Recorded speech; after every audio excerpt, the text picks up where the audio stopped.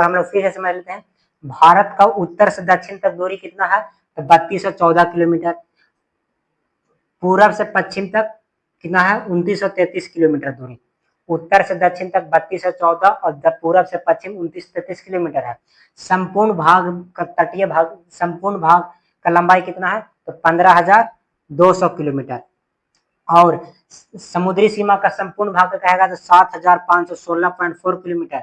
इसमें अंडमान निकोबार का भी समुद्री ऐड रहता है, क्योंकि अंडमान निकोबार इस साइड में है।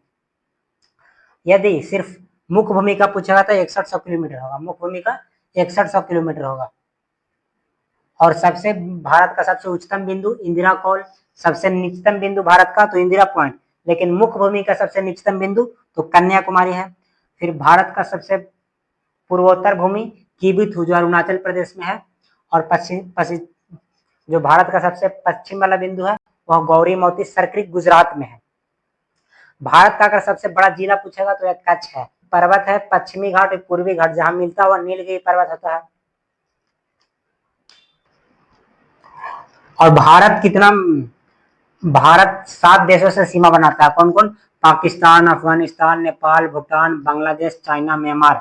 सबसे ज्यादा किसे सीमा बनाता है, तो बांग्लादेश से 4096 किलोमीटर। और सबसे कम किस देश से सीमा बनाता है, तो अफगानिस्तान से 106 किलोमीटर। ये हम लोग को ध्यान रखना है कि सबसे ज्यादा किससे बनाता है और सबसे कम।